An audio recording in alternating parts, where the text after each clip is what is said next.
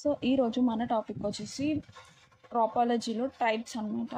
So already last వీడియోలో టాపాలజీలో types అంటే ఏంటి, సో ఎన్ని ఉంటాయి అనేది తెలుసుకున్నాము. సో వాటి గురించి డీటెయిల్ ఎక్స్ప్లెనేషన్ అనేది నేను ఈ వీడియోలో చేయబోతున్నాను.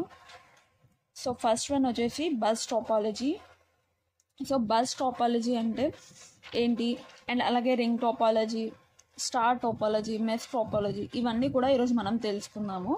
ఫస్ట్ వన్ వచ్చేసి bus topology. Bus topology is a type of network creation in which all devices are connected to a central communication path called the bus. In this setup, data is transmitted in both directions along the bus. So ఇది ఒక network conversation అని చెప్పుకోవచ్చు అనమాట. ఎందుకు అంటే అసలు central communication pathway అని కూడా చెప్పుకోవచ్చు. దాన్నే మనం బస్ అంటున్నాము.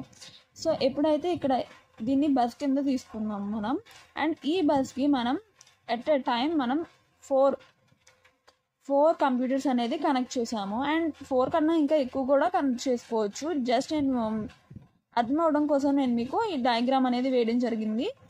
సో ఫస్ట్ మనం ఇక్కడ ఈ సిస్టంలోకి డేటా అనేది ట్రాన్స్ఫర్ అవ్వాలి. సో బస్ నుంచి 0s and 1s అనేది, సో మనం ఏదైనా ఒక ఇచ్చాము, మనం ఇచ్చిన వాల్యూ అనేది 4th సిస్టమ్కి రావాలి అనుకున్నాం. సో మనం ఇచ్చిన డేటా అనేది 0s and 1స్లోకి బస్ అనేది ట్రాన్స్ఫర్ చేసి, సో 0 and 1స్ని దీనికి పంపిస్తుంది.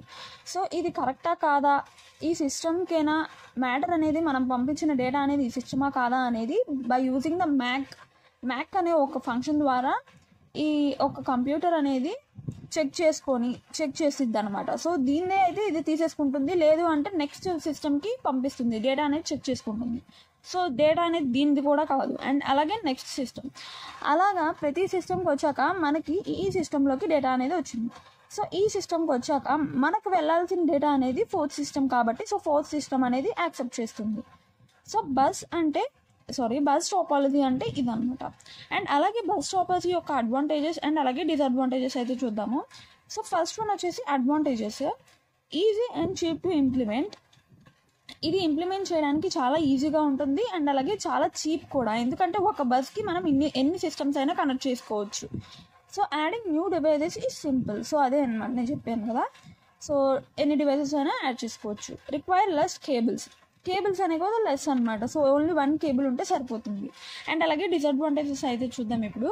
So if the main bus line fails, the whole network is affected. Main line bus అనేది కానీ డిఫెక్ట్ అయితే మాత్రం ఈ అన్ని సిస్టమ్స్ అన్నీ కూడా కొలాప్స్ అయిపోతాయి. మొత్తం కూడా పాడైపోతుంది అనమాట. సో నెక్స్ట్ వన్ ఏంటి, స్లోయర్ అండ్ అలాగే మోర్ డివైజెస్ అనేది యాడ్ చేయడం వల్ల చాలా స్లో అయిపోతుంది.